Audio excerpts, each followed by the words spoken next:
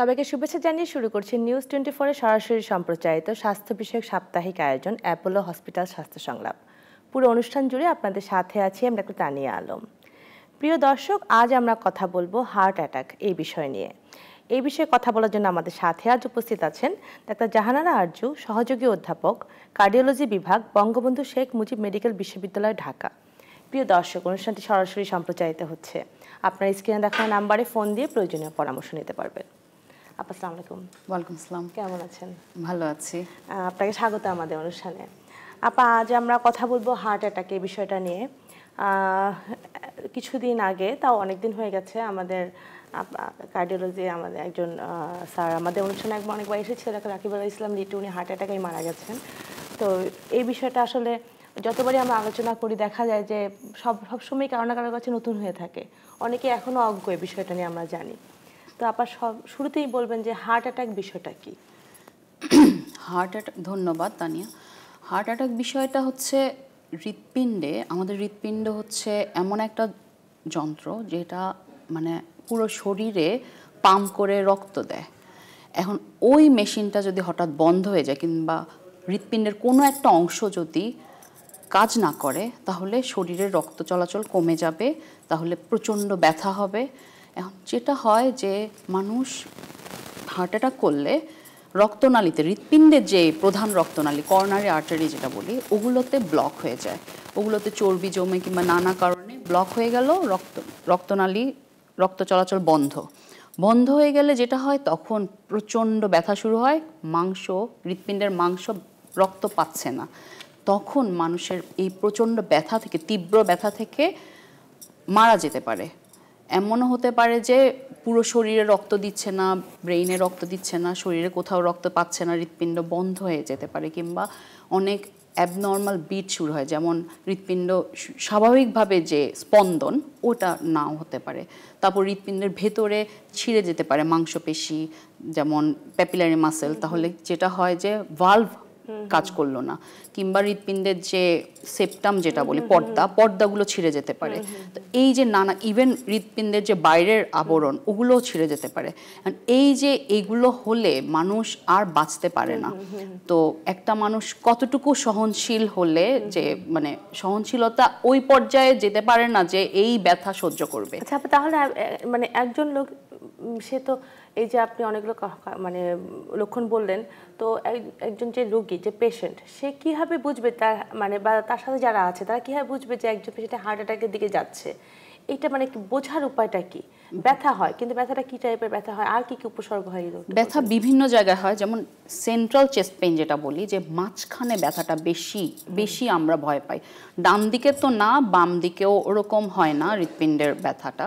Heart অ্যাটাকের ব্যথা সাধারণত মাঝখানে হয়, আর রোগী একদম এইভাবে, রোগী যখন হসপিটালে আসে তখন আর আমাদের সাথে কথা বলতে পারেন না যে আপনার নাম কি, ওটার উত্তরও দিতে পারেন। এটা মানে আমরা শুনেছিলাম যে ওই ব্যথাই রোগীকে, পেশেন্টকে মানে হসপিটালে নিয়ে আসবে, মানে ওই ব্যথা আর কিছুতেই যাবে না। তবে কখনো কখনো মানে হৃৎপিণ্ডের নিচের অংশ, যে ইনফেরিয়র ওয়াল, ওই নিচের অংশ যদি অ্যাটাক হয়, মানে নিচের অংশে যদি রক্ত চলাচল কমে যায়, তখন যেটা হয় এই জায়গায় ব্যথা হয়, নিচে বুকের নিচে পেটের উপরে, খাঁচাটার ঠিক নিচে।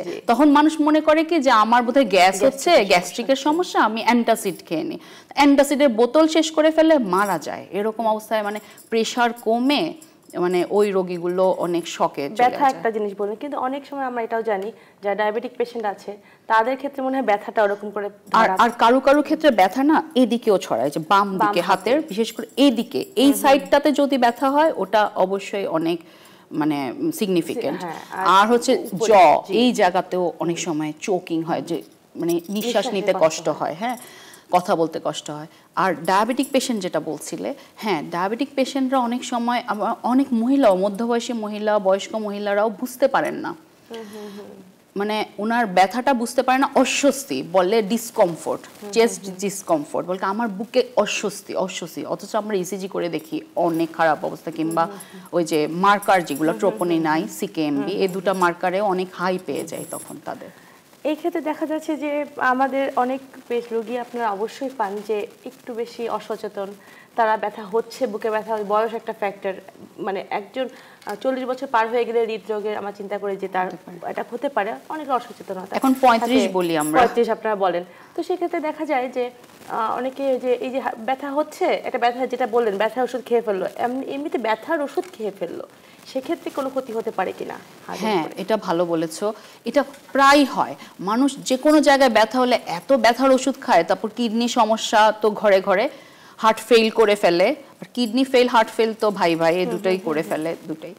তো ওই যেটা হয় যে ব্যথা মনে করে যে আমার বুকে ব্যথা, হাড্ডি মাংসে ব্যথা হতে পারে, আমি ব্যথার ওষুধ খেয়ে নিলাম, আরো সিমটম বেড়ে যায়। ব্যথা তো কমবেই না কিছুতেই, উল্টো মানে রোগী আরো ওই যে হার্ট ফেইলের দিকে চলে যায়, হার্ট অ্যাটাক থেকে। আর যদি ধরেন কারো ব্যথা হচ্ছে, সে একটু মানে ব্যথাটাকে বেশি গ্রাহ্য করলো না, ঠিক আছে মানে একসময় যে ডাক্তার দেখাবো সময় হচ্ছে না, অনেকে অনেক ধরনের সমস্যা থাকতে পারে, এই যে দেরি হয়, প্রতিদিন একটু করে ড্যামেজ, হার্টটা ড্যামেজ হতে থাকে, কি ধর কতটুকু পর্যন্ত ড্যামেজ হতে পারে, কতটুকু লাস্টে যে কি হতে পারে? এই জিনিসটাই তো খারাপ। সেটা হচ্ছে যে মিনিট মিন্স মাসেল, এক একটা মিনিটে একটা মাসেলের পরিধি বাড়তে থাকবে, মাসেল ড্যামেজ, মাংস আস্তে আস্তে, হার্টের মাংস এতটুকু একটা জিনিস, এটাই তো মেইন রক্ত দিচ্ছে পুরো শরীরে, বিশুদ্ধ রক্ত দিচ্ছে। সেই জিনিসটা যদি অচল হয়ে যায় তাহলে মানুষটা বাঁচবে কি করে? কিন্তু এই এতটুকু জিনিসের মধ্যে এইভাবে মাসেল যদি ড্যামেজ হতে থাকে, মাসেল রক্ত পাচ্ছে না, রক্তনালী ব্লক হয়ে আছে, তো তখন অবশ্যই অবশ্যই মানে মানুষটা আর বাঁচানোর খুব কঠিন হয়ে যায় আমাদের জন্য। তখন দেখা গেল আমরা এনজিওগ্রাম, স্টেন্টিং সবই করলাম, রিং বসালাম, কিন্তু রোগী বাঁচলো না, কিংবা বাঁচলেও সারা জীবন হার্ট ফেলের রোগী, মানে ওই ICM, ইসকেমিক কার্ডিওমায়োপ্যাথি বলি, ওই সারা জীবন হার্ট ফেলে শ্বাসকষ্ট নিয়েই সারা জীবন বেঁচে থাকতে হয়। যেটুকু বেঁচে, বেশিরভাগ সময় দেখা যায় খুব খারাপ অবস্থা, দেরি করা যাবে না, যে দেরি করা যাবে না, মানে তাহলে ধরেন এটাও আমরা জানি যে হার্ট অ্যাটাকের ব্যথা এটা বেশ রাতের বেলা বেশি ওঠে, এটা কেন? এটা কি কোনো কারণ আছে কিনা যে দিনে হচ্ছে না, রাতের বেলা কেন বেশি হচ্ছে? রাতে যেটা হয় যে ভোর রাত্রে, যে বিশেষ করে মানে ওই যে সকাল, মানে ভোর রাত থেকে সকাল 9টা পর্যন্ত হার্ট অ্যাটাক বেশি হয়, শীতের ভোরে আরো বেশি হয়। এটা কেন হয়? যে সকালবেলা উঠে মানুষ হঠাৎ করে অনেক সময় অস্থির হয়ে যায়, অস্থির হয়ে দৌড়ায়, হাঁটতে গেল, পার্কে চলে গেল, কিংবা জগিংয়ে গেল, উঠেই সাথে সাথে, এটা খুব খারাপ। তো যেটা হয় যে সকালবেলা, শীতের সকালে রক্তনালী সংকুচিত হয়ে যায় শীতের জন্য, আর হচ্ছে অ্যাড্রেনালিন যেটা একটা হরমোন, ওটা এক্সাইটমেন্ট ভোর রাত্রের দিকে ওটা অনেক বেশি হয় সিক্রেশন। তো যার জন্য মানুষ একটু ধীরে সুস্থে, যদি একটু ঠিক আছে আপনি ভোরে ওঠেন, অসুবিধা নেই, ভোরে উঠে আধা ঘন্টা 1 ঘন্টা বাসায় একটু অন্য কাজকর্ম করে তারপর আপনি হাঁটতে যান, মানে তারপর আপনি খুব বেশি এক্সাইটমেন্ট না হওয়া উচিত, আস্তে আস্তে, মানে দিনের শুরুটা খুব আস্তে আস্তে করে ফেললে, মানে এক্ষেত্রে আমরা অনেক কিছু। তো কারো হার্ট অ্যাটাকের ব্যথা উঠে গেল, সাথে সাথে তার কি করা উচিত? বাসায় কোনো প্রিকশন নেওয়া উচিত কিনা, মানে সাথে হসপিটালে যাওয়া উচিত কিনা? যদি দূরে হয় হসপিটালটা, কি করা? একটা মানুষের যদি প্রেশার, ডায়াবেটিস থাকে, বয়স 35-এর উপর থাকে, যে কোনো একটা প্রেশার, ডায়াবেটিস, স্মোকার হয়, সিগারেট নেয়, কিংবা কোলেস্টেরল হাই থাকে, কিংবা ফ্যামিলি হিস্ট্রি, যে মা বাবা ভাই বোন কারোর না কারোর ফ্যামিলির মধ্যে হার্টের অসুখ আছে, তো সেই ক্ষেত্রে ওই মানুষটার বোঝা উচিত যে আমার ফ্যামিলি হিস্ট্রি ভালো না, কিংবা আমার রিস্ক আছে অনেক কিছু, সেজন্য সাথে সাথে একটু ব্যথা উঠলেই অ্যাসপিরিন 4টা খেতে পারে 75 মিলিগ্রামের, তারপর ক্লপিডোগ্রেল আছে, ওটাও 4টা খেয়ে নিতে পারে যদি বাসায় থাকে। তারপর আমরা স্ট্যাটিনটাও বলি, যে কোনো অ্যাটোরভাস্টাটিন, রসুভাস্টাটিন, ওগুলো হাই ডোজে খেয়ে নিতে পারে। এখন আর যত তাড়াতাড়ি সম্ভব নিকটস্থ কার্ডিয়াক হাসপাতালে যাওয়া উচিত, যত তাড়াতাড়ি সম্ভব। এটা এমন না যে আমার এখন সিঙ্গাপুর, আমেরিকা, ব্যাংকক যেতে হবে, না, কোথাও যেতে হবে না, আমাদের দেশেই এসব চিকিৎসা আছে, এবং যত তাড়াতাড়ি সম্ভব করা গেলে, যে কিছুদিন আগে আমাদের মাননীয় মন্ত্রী সাহেব ওবায়দুল কাদের সাহেব, তো ওনার চিকিৎসাটা যত তাড়াতাড়ি সম্ভব হয়েছিল বলে আমাদের হসপিটালে, বঙ্গবন্ধু মেডিকেলে চলে এসছিলেন বলেই কিন্তু ওনার সময় মতো সব হয়েছিল বলেই একটা রিং কিন্তু আমরা বসিয়েছিলাম, এবং ওনাকে আমরা নানা সাপোর্ট, ভেন্টিলেটর সাপোর্ট সব সহ আমরা সিঙ্গাপুর পাঠিয়েছিলাম। মানে প্রথম 48 ঘন্টা কিন্তু আমাদের ওখানে ট্রিটমেন্ট হয়েছে আমাদের দেশে। আসল সময়টা উনি আমাদের ক্রিটিক্যাল মোমেন্টটা আমরা পার করে দিয়েছি। এটা খুব ইম্পর্টেন্ট যে আমি অপেক্ষা করলাম কোন দেশে যাব চেকআপে, ওইটা অপেক্ষা করা উচিত না, কিংবা আমি ওই শহরে যাব, আমার শহর এটা পছন্দ না ওটা পছন্দ, এসব ভাবা উচিত না। এখন মোটামুটি বাংলাদেশে সব জায়গায় মোটামুটি ট্রেন্ড আপ আছে, হৃদরোগ হসপিটাল আছে, বিশেষ করে মানে বড় বড় শহরগুলোতে, ঢাকা, চিটাগাং, খুলনা এ ধরনের। কিন্তু ঢাকায় একদম মানে বলতে গেলে প্রতিটা পাড়াতেই আছে ভালো ভালো কার্ডিয়াক। এবার আমরা অবশ্য নিউজ পেপারের মাধ্যমে জানলাম যে অনেক ভালো চিকিৎসা আমাদের দেশে ঢাকাতেই আছে, বঙ্গবন্ধু শেখ মুজিব মেডিকেল বিশ্ববিদ্যালয়ে অনেক ভালো চিকিৎসা আছে, যেক্ষেত্রে আপনারা অনেক বড় মানে এই 48 ঘন্টা আসলে ক্রিটিক্যাল ছিল। যদি এই সময়টা যদি মানে আমরা উনি ওভারকাম না করতেন, সেক্ষেত্রে উনি যদি অপেক্ষা করতেন যে শেষমেশ সিঙ্গাপুর গেলেন, কিন্তু উনি যদি অপেক্ষা করতেন যে আমি সিঙ্গাপুর যাব 2 দিন অপেক্ষা করি, ওই যে টিকিট হোক আমার সব হোক না, তাহলে বিপদ হতো, সেটা বিপদ হতো। সেক্ষেত্রে অবশ্যই তাহলে আপনি বলছেন যে যখনই কারো ব্যথা উঠবে অবশ্যই সাথে সাথে নিকটস্থ কার্ডিয়াক হাসপাতাল যদি নাও পাওয়া যায় ইমার্জেন্সিতে, মানে যে কোনো হসপিটালে ইমার্জেন্সিতে চলে যাওয়ার জন্য। হ্যাঁ, এই যে এই ড্রাগগুলো বললাম, এই ওষুধগুলো হয়তো বাসায় নেই কিন্তু ইমার্জেন্সিতে আছে। আচ্ছা, এই ক্ষেত্রে আমরা অনেক সময় বলি যে এনজিওগ্রামটা কি এর প্রথমে এটা আমাকে বলবেন। এনজিওগ্রাম হচ্ছে হার্টের চিকিৎসা আসলে কিন্তু এনজিওগ্রামের কথাটা চলে আসে। এনজিওগ্রাম হচ্ছে আসলে রক্তনালীর ভেতরে ডাই দিয়ে আমরা দেখি। এখন এটা হার্টের রক্তনালী হলে করোনারি এনজিওগ্রাম হয়, কারণ হার্টের রক্তনালীকে আমরা করোনারি বলি। ব্রেইনের যদি এনজিওগ্রাম করি তাহলে ওটাকে বলে সেরিব্রাল এনজিওগ্রাম, এরকম বিভিন্ন জায়গায় হতে পারে। এখন এনজিওগ্রামটা খুব মানে সামান্য একটা পরীক্ষা, কিন্তু এটা ইন্ডিকেশন আছে কিছু, যেমন ওই যে বললাম হার্ট অ্যাটাক হলে। আরো কিছু কথা বলবো আপা, এটা বিরতির পর এসে। সময় হলো একটি বিরতির। অ্যাপোলো হসপিটাল স্বাস্থ্য সংলাপের সাথেই থাকুন।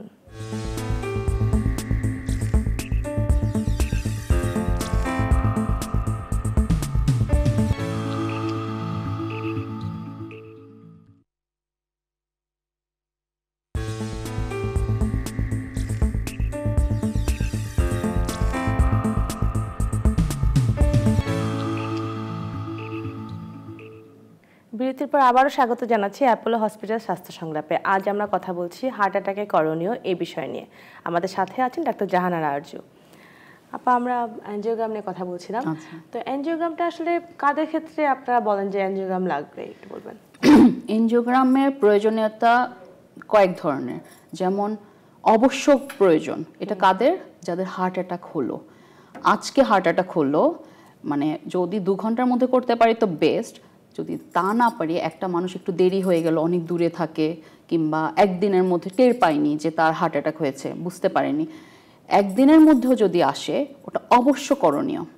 আর আরও কিছু মানুষের অবশ্য করণীয়, সেটা হচ্ছে যে যদি একটা মানুষের পরে ব্যথার ওষুধ খাচ্ছে, হার্ট অ্যাটাকের হার্টের যে ঔষধ আছে সব খাচ্ছেন, প্রেশার নিয়ন্ত্রণে আছে, ডায়াবেটিস নিয়ন্ত্রণে আছে, কোলেস্টেরল নিয়ন্ত্রণে আছে, যদি তারপরেও হাঁটতে গেলেই বুকে ব্যথা হয়, তখন আমরা বলি যে হ্যাঁ আপনাকে এত ঔষধ দিচ্ছি, তবুও যদি আপনার বুকে ব্যথা না যায় তাহলে তো আপনার অবশ্যই করতে হবে এনজিওগ্রাম। আর কিছু মানুষের স্ট্রেস টেস্ট করাই আমরা, যেমন ট্রেডমিল টেস্ট, তারপর স্ট্রেস ইকো, এগুলো করাই যখন, তখন ওগুলোতে যদি পজিটিভ আসে, মেডিকেলে তো পজিটিভ মানে খারাপ, কোনো ধরনের কোনো চেঞ্জ আসলো, তাহলে তাদের অবশ্য করণীয় এনজিওগ্রাম। এই ক্ষেত্রে মানে সবার ক্ষেত্রে কি, মানে আমরা যেটা বলি একটা এনজিওগ্রাম করার পরের স্টেপটা মনে হয় স্টেন্টিং করানো, যেটা সবাই জানে রিং পরানো, তো সবার কি লাগে সেটা? ওই যে বললাম, যাদের ঔষধ দেওয়ার পরও মানে যাদের হার্ট অ্যাটাক হয়নি কখনো, কিন্তু রিস্ক আছে বলে ঔষধ চলছে, হার্টের ঔষধ, ব্যথার ওষুধও চলছে, ঔষধ দেওয়ার পরও যখন একটা মানুষ বলে যে আমি হাঁটতে গেলে আমার বুকে ব্যথা হয়, সিঁড়ি বাইতে পারি না, কিংবা আমার ভরা পেটে খাবার খাওয়ার পরও ভরা পেটে আমার ব্যথা হয়, ওই যে আমরা সিমটম বুঝে তখন আমরা ওই রিস্ক দেখে তখন আমরা করতে পারি, তাদের এনজিওগ্রাম করাই যায়। সেক্ষেত্রে কি তার অনেক সময় দেখা যায় যে কারো ক্ষেত্রে রিং লাগে, কারো ক্ষেত্রে রিং লাগে না, এটা আপনারা ডিসিশনটা নেন এনজিওগ্রাম করার পরে যে আসলে তার ড্যামেজ কতটুকু, আদৌ ড্যামেজ আছে কিনা। এখন এরকম রক্তনালীর উপরে ডিপেন্ড করে। এখন সিনটেক্স স্কোর করি কিছু কিছু মানুষের ক্ষেত্রে, ওটা এক ধরনের স্কোর, ওই স্কোর যদি বেশি হয় তাহলে তাদের বাইপাসের দিকে যায়, আর কারো স্কোর কম থাকে তাদেরকে রিং বসায় দিই। ওটা অবস্থা বুঝে রোগীর, কিংবা ইয়াং পেশেন্ট তার ইয়াং একটা ফিমেল, সে বলছে আমি স্কার মার্ক চাই না চেস্টে, তখন তাকে আমরা ঠিক আছে আপনি এখন ইয়াং ফিমেল, তার এখনো জীবনটা পড়ে আছে, না হয় বাইপাসে না হয় 10 বছর পরে যাক, না কোনোদিন যাবে না, রিং বসিয়ে কিংবা ঔষধ দিয়েও যদি ভালো থাকে তাহলে তো আর লাগবে না। সেক্ষেত্রে দেখা যায় যে অনেক সময় মানে যেটা অনেক পেশেন্ট আছে যারা হার্টের রোগী, ওই যেটা বললেন অনেকগুলো টেস্ট করলেন, কিছু কিছু জায়গায় টেস্টে চেঞ্জও আসলো, তখন আপনারা সাজেস্ট করেন একটা মনে হয় এনজিওগ্রাম করতে, সেক্ষেত্রে রিং লাগতে পারে নাও লাগতে পারে, যে দেখলেন যে এনজিওগ্রাম করে না আপনার হার্টে সবগুলো রক্তনালী ঠিক আছে, আগামী 6 মাসের মধ্যে আপনি আবার তাহলে আসেন, এই টাইপের কিছু একটা। হ্যাঁ সেটা এইটাই। আর আপা আরেকটা জিনিস অনেকেই এখন মনে হয় জানে যে এনজিওগ্রামের মধ্যে সিটি এনজিওগ্রাম আপনারা বলে থাকেন, কাউকে বলা মানে কাদের ক্ষেত্রে সিটি এনজিওগ্রাম, কাদের ক্ষেত্রে এনজিওগ্রাম, এটা একটু বলবেন কি বুঝিয়ে? এনজিওগ্রাম যেটা বলতে বোঝায় তো কনভেনশনাল, হ্যাঁ রেডিয়াল কিংবা ফেমোরাল করে পায়ে অথবা পা দিয়ে করলাম, কিন্তু সিটি এনজিওগ্রাম যেটা হয় যে সিটি স্ক্যান মেশিনের ভেতরে হয়, কিন্তু ডাই দেওয়া হয় অনেক হাই। এখন আমরা অবস্থা বুঝে, যেমন ধরেন একটা মানুষের 6 মাস আগে বাইপাস অপারেশন হলো, তাকে ঔষধ দেওয়া হচ্ছে হার্টের সব ঔষধ, কিন্তু ওগুলো খাওয়ার পরও ওনার সিমটম ইমপ্রুভ করলো না, ওনার ভালো লাগছে না, ওনার কষ্ট হচ্ছে, এখন আবার কোথাও ব্লক হলো কিনা এটা একটা সন্দেহ মাথার মধ্যে আসতেই পারে।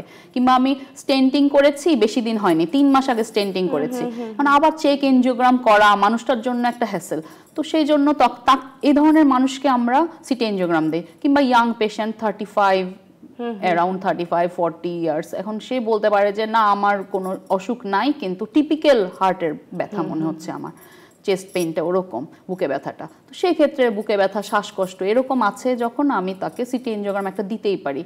কিন্তু সেসব ক্ষেত্রে আমার খেয়াল রাখতে হবে কিডনি ঠিক আছে কিনা, কারণ এত বেশি ডাই দেওয়া হয় যে ওটা কিডনিটা ভালো রাখতে হবে। হ্যাঁ এনজিওগ্রাম যে কোনো সিটি স্ক্যান যদি ডাই দিয়ে করা হয় আমাদের কিডনিটা, তারপর ধরেন ধরা পড়লো ব্লক, আবার তো ওই কনভেনশনাল নরমাল যে এনজিওগ্রাম ওটা করতে হবে, কনভেনশনাল এনজিওগ্রাম করে আবার স্টেন্টিং করতে হবে। তো জাস্ট এটা হচ্ছে কি আমার রোগ নির্ণয়ের ক্ষেত্রে একটা অন্য একটা ধাপ, একটা মানে অপশনটা সেকেন্ড অপশন। আপা অনুষ্ঠানে একদমই শেষ পর্যায়ে চলে এসেছি আমরা, আপনি আমাদের খুব সংক্ষেপে বলবেন হার্ট অ্যাটাক প্রতিরোধে কি করা উচিত? ধন্যবাদ। হার্ট অ্যাটাক প্রতিরোধে আপনাদের যেটা করা উচিত, নিয়মিত হাঁটার অভ্যেস করবেন 30 থেকে 40 মিনিট, 30 মিনিটের বেশি হাঁটবেন, একটু জোরে হাঁটবেন প্রতিদিন, সপ্তাহে 5 দিন হলেও হাঁটবেন। তারপর খাওয়া দাওয়া চর্বি জাতীয় খাবার বর্জন করবেন, ধূমপান তারপর যে কোনো ধরনের নেশা জাতীয় দ্রব্য বর্জন করবেন, আর ঘুমোবেন নিয়মিত, সেটা হচ্ছে 6 থেকে 8 ঘন্টা ঘুমোতেই হবে, যখনই ঘুমান 6 থেকে 8 ঘন্টা। এই তো এগুলো নিয়ম মতো মেনে চললে আপনি হার্ট অ্যাটাকটাকে প্রতিরোধ করতে পারবেন, এবং আপনার হৃৎপিণ্ডের ভেতর যদি ব্লক থাকেও আপনি প্রতিদিন যদি হাঁটতে পারেন, জোরে হাঁটতে পারেন 30 মিনিটের বেশি, তাহলে বুঝবেন যে আপনার হার্ট ভালো আছে, হার্টে ব্লক থাকুক আর না থাকুক, এটাই হচ্ছে আসল ব্যাপার। আর ঔষধ যদি চলে, আপনার প্রেশারের ঔষধ, ডায়াবেটিসের ঔষধ, এগুলো নিয়ন্ত্রণে রাখতে হবে। প্রেশার ডায়াবেটিস নিয়ন্ত্রণে না রাখলে আপনার হার্ট অ্যাটাক হওয়ার সম্ভাবনা অনেক বেড়ে যায়। জি আপা, আপনাকে অনেক ধন্যবাদ আমাদের অনুষ্ঠানে এসে দর্শকদের প্রয়োজনীয় পরামর্শ দেওয়ার জন্য। তোমাকেও ধন্যবাদ। দর্শক দেখছিলেন অ্যাপোলো হসপিটাল স্বাস্থ্য সংলাপ, আজ আমরা কথা বলছিলাম হার্ট অ্যাটাক নিয়ে। আজ এখানে শেষ করছি, আশা করি আগামী অনুষ্ঠানে আবারও দেখা হবে অন্য কোনো বিষয় নিয়ে। সেই পর্যন্ত ভালো থাকবেন, সুস্থ থাকবেন।